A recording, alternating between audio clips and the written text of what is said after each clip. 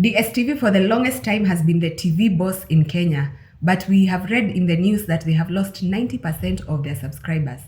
DStv was so big, it was the one with the big sports, the drama, the Nollywood, and those late night movie marathons. Today I'll take you from DStv's arrival, the glory years, the prize fights, the streaming invasion, and the CA number shock, to what the future actually looks like. DStv arrived out of MultiChoice, the satellite pay TV that started in 1995 and hit Kenya with real force. MultiChoice Kenya later became a joint venture with KBC in the 1990s, so they were local but with big South African backing. DStv meant reliable channels, super sports, African content, and expensive but very sticky subscription models. People paid for sports and big events. That's what hooked a lot of households. It mattered because schools, bars, small shops, sports viewing culture, DStv created viewing rituals. When your neighbor had DStv, the whole compound came over for the match. That social glue is expensive to replace. So what did the DStv business model look like? DStv sells packages,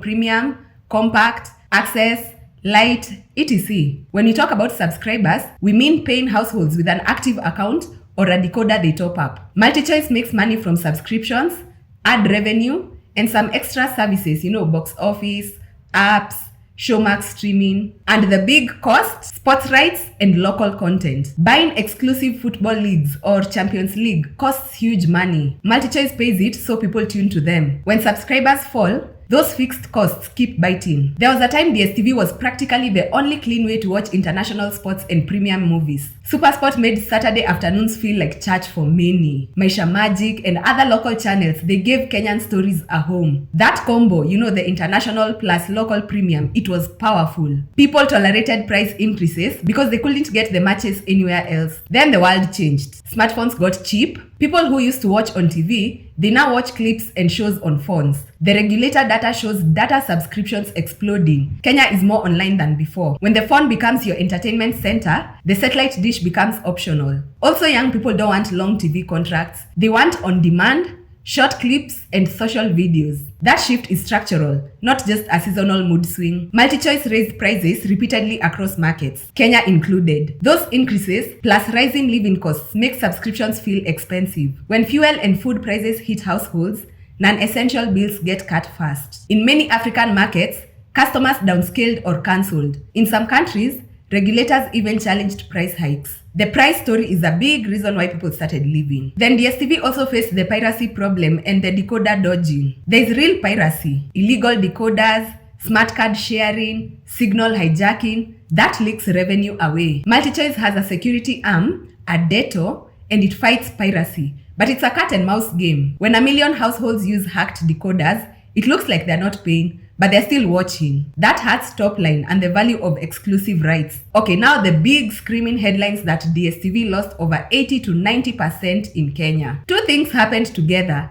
A real drop in paying viewers, a change in how the Communications Authority of Kenya, CA, measures subscriptions. CA moved to counting active subscriptions, the accounts that generated revenue in the last 90 days, instead of counting everyone who has ever registered or had a decoder sitting in a cupboard. That wipes dormant accounts and promo decoders off the list. The CA change produced the headline-friendly plunge, which is real in the data slice they chose, but not the whole story. This is an example of the magnitude. News reports showed DStv's active accounts in Kenya dropping from about 1.2 million to around 188,000 by June 2025. Dramatic on paper and in reality. But remember, the definition switched to active. That's why some sources say 80 to 84% decline. It's partly measurement, partly real churn. This is not only in Kenya. MultiChoice Group reported losing about 1.2 million active linear subscribers in financial year 2025, down to roughly 14.5 million globally. The decline was split between South Africa and the rest of Africa. The group swung into a headline loss, blaming currency depreciation,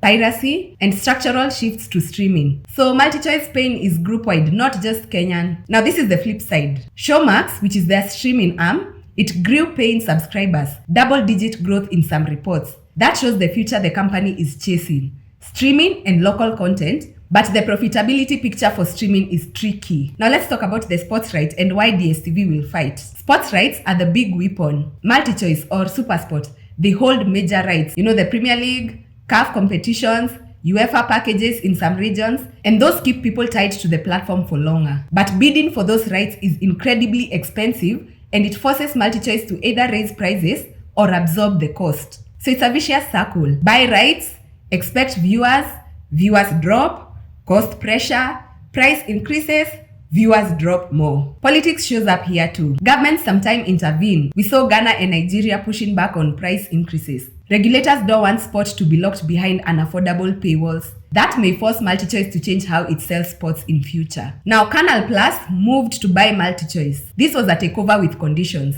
If this goes through, there will be strategic changes, meaning there will be more French or European management inputs, there will be possible restructuring, and there will be conditions around local content and jobs. Any takeover will affect pricing, local investments, and how rights are negotiated. It's not a small thing, it's the corporate version of moving the goalposts. Now we can ask ourselves, where is DStv headed? And there are 3 plausible roads. The first one, transform to streaming fast. They need to push Showmax, bundle cheaper streaming packages, and lean into local originals that win hearts. Then 2, double down on sports and hybrid products. Keep premium sport on DStv, but offer cheaper ways to access single matches, the pay-per-view or the day passes. This needs regulatory calm and creative pricing. Then 3, DStv can lean into B2B or bundling. They can partner with ISPs, telcos, bundle internet plus streaming plus TV, and they can also focus on retention with better customer tech.